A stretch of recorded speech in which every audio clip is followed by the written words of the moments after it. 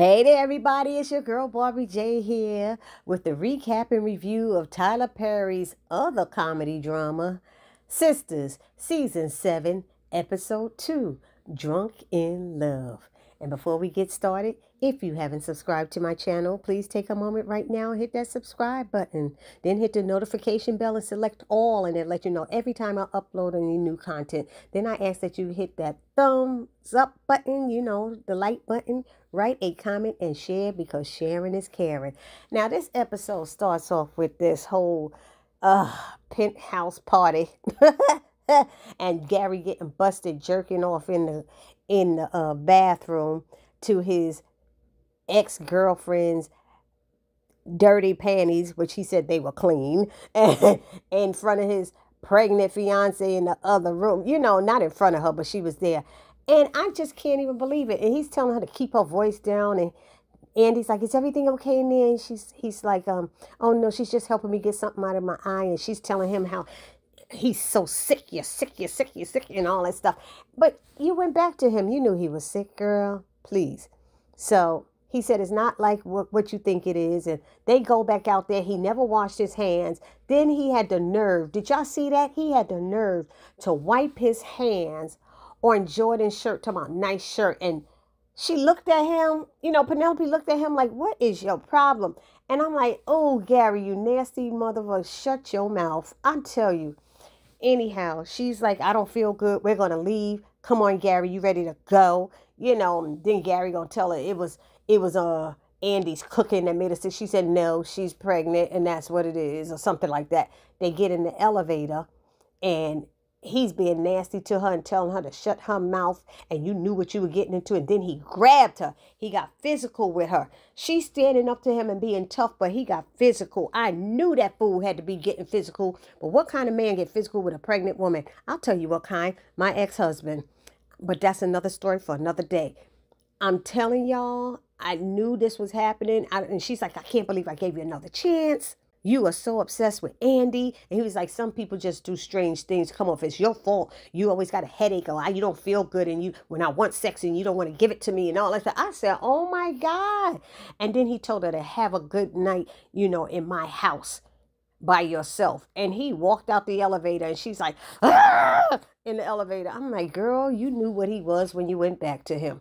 But meantime, Andy's in there with Jordan talking about, oh, I got to clean up this kitchen. It looks, it's so dirty. I don't like a dirty kitchen. So he said he'll, clean it up and then let her get out of that dress so they can have some sex later. But something looked different about Andy. I don't know about y'all, and I'm putting it down. I want y'all to put it in the comment section. Not only did she lose weight, because she looked very thin, even though that's black, and black's supposed to make you look thin. Something around her face. I know her hair's different, but something done. She had something done. Everybody's doing that cheek thing or something. Something just looked different with her face. It looks a little fuller or something. So if y'all know anything about her getting work done, put it down in the comment section. Thank you. Next, we have Sabrina and Danny. And Danny's claiming that Sabrina's been talking to her for an hour. But then she lays down on the couch and said, oh, I get it. You're trying to be my therapist. And, Sabrina's asking her questions. She seems like the nightmare started ever since Preston left. Is it about Preston? And she's trying to blame Preston for saying he loved her and then leaving her. No, you chased him away. You pushed him away, Danny. So we're not going to put nothing on Preston. And then she's like, I don't need a therapist. I told you before. Meanwhile, she's smoking weed again. But she need weed, but she don't need a therapist. And Sabrina's just trying to tell her that maybe the therapist can help pinpoint what the issue is so you can have restful nights and things like that. But Danny ain't trying to hear her.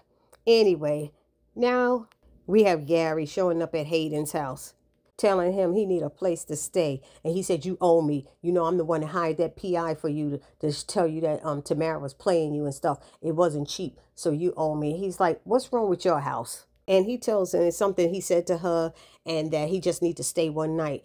And Hayden's like, fine, one night. He said, she'll get over it. And I said, that's the same thing he told her in the elevator. He told Penelope she need to get over it, that he was jerking off to Andy's panties and stuff.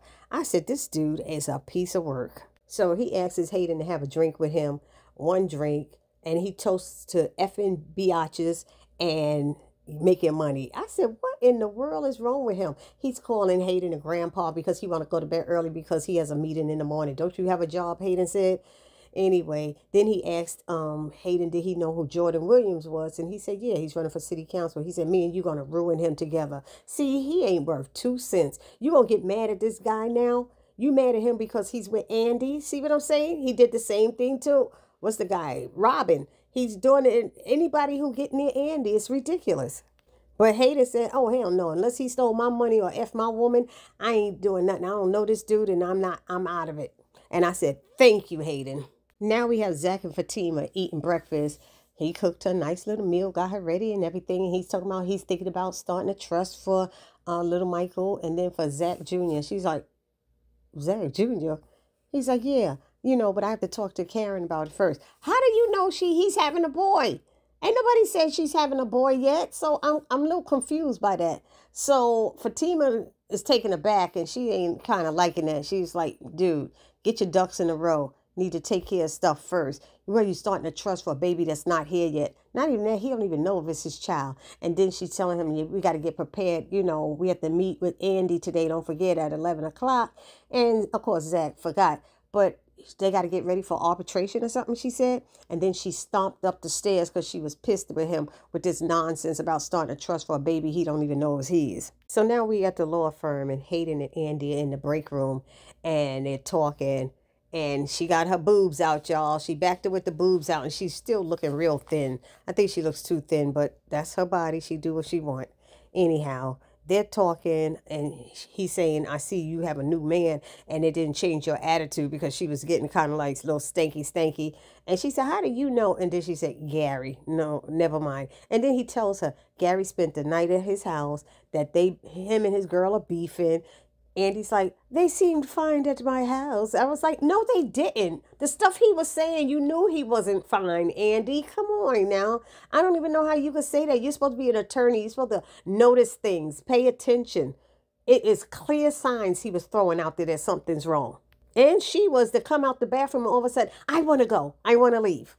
So he tells him that Gary's off a little bit. Things he's saying, he's talking about biatches and hoes and stuff like that. He's always plotting and planning and making plans after somebody. She was like, I knew something was up with him. He's a master of disguise or whatever. She said something like that.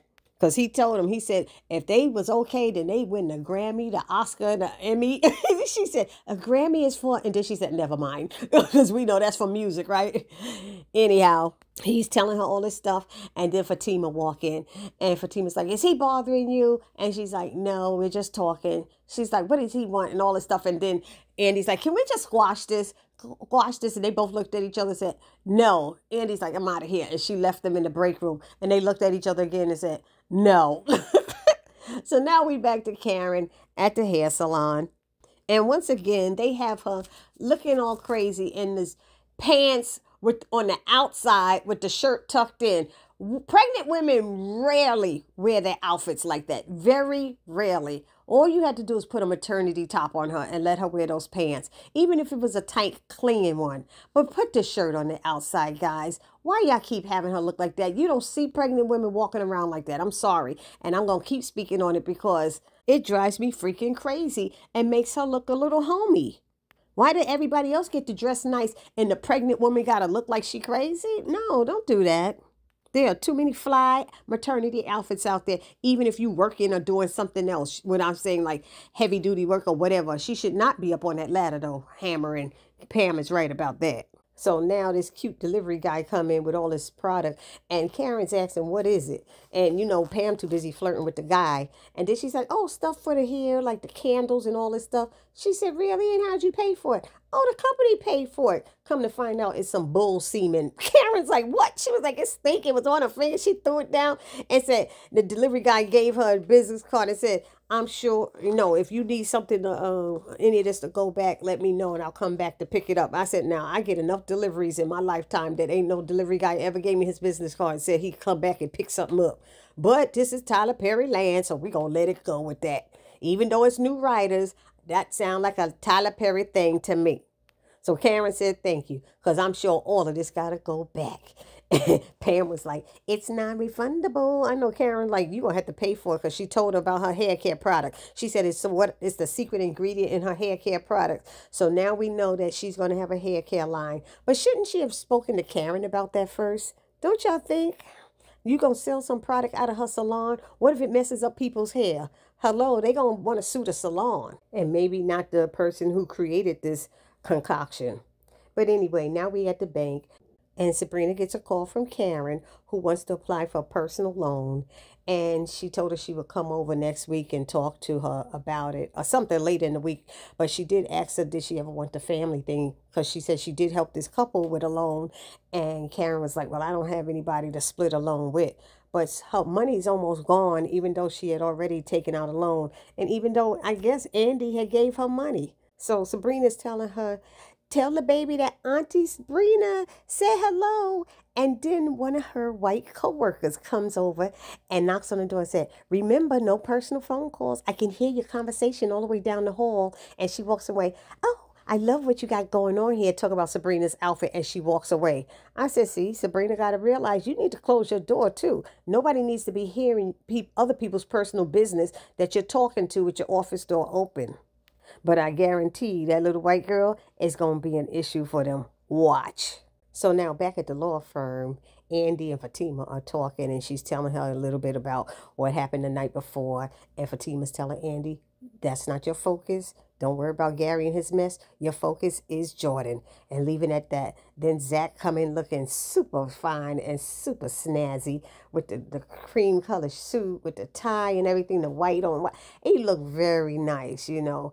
And so Andy's briefing them and talking to them about what they need and stuff and how things are going to run, and asked that they're going to need like pictures and stuff. And he said, I got pictures, I got witness statements, and he got hospital bills. So I guess he took the baby to the hospital and have him checked out. So that's good. And saying they got pictures, that means they took pictures when they took him to the hospital of the back and the bruises and stuff. So this is great. But then Andy asks, when's the date? And they're like, date? The wedding date. You got to, the judge will need to hear maybe that the baby's going to be in a stable home. He wants to know that y'all going to be married and everything else. Do you have a date set? And Zach's looking at Fatima like, yes, a date, a date. So she's like, can we talk about this when we get home? And he's like, okay. But see, that's what happens when you do stuff like this. You have to have everything. You talk about ducks in a row? That's what you're going to have ducks in a row, Fatima. Anyhow. Now over by Higher Airlines, Danny's helping a passenger when Tony comes over, wants to borrow some paper. He goes behind the desk and says he'll get it himself. She's still dealing with the passenger. He starts doing stuff like licking her something on her legs while she's working with a passenger. That's so unprofessional to do that. So the passenger finally leaves, you know, while Danny's trying to hold in any kind of giggle or anything. And then he's like slapping her in the butt, and she's like, why would you do that at work and stuff? And I'm like, I'm thinking the same thing. So she's pissed at what he did, having Sabrina come over, said it was just a waste of her time and a waste of her wine, and that he owes her. He has to refill them bottles and replace them. So he's like, fine. And he's like, I need you to meet me in my office in 15 minutes.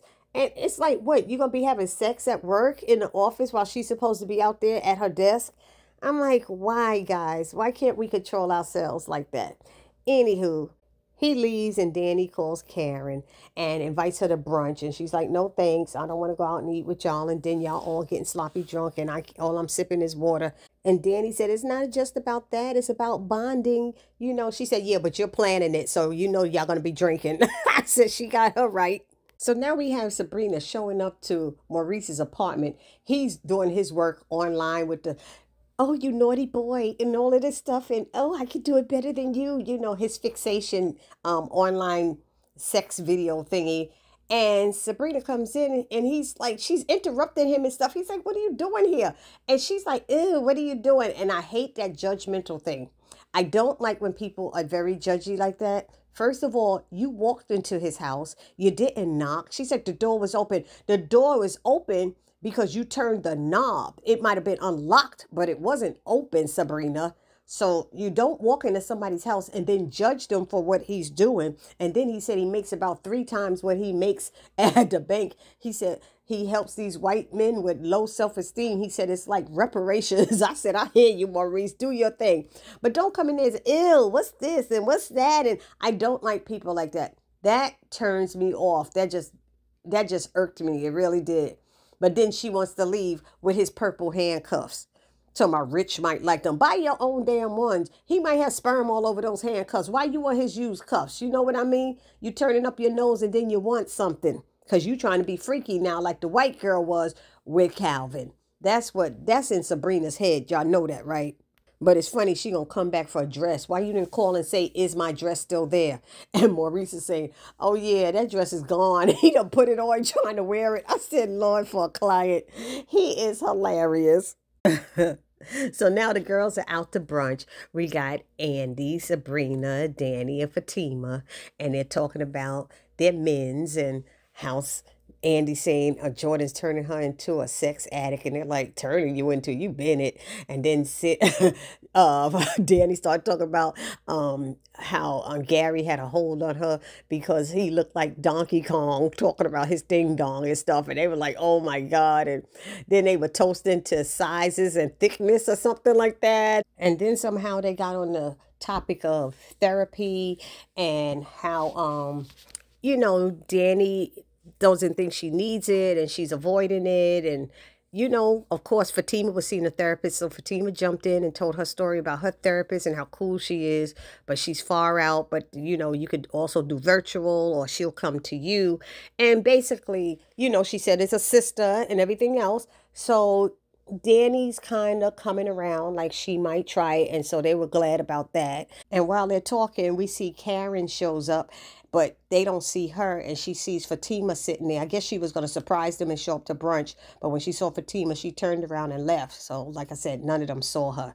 Then Sabrina brought up the whole thing of relationships and family and stuff. And once she started talking about that, Fatima decided to share that whole thing about Zach Jr. And they like Zach Jr. And they thought it was so funny. And they broke out laughing and stuff and said he's going to ask Karen today about it.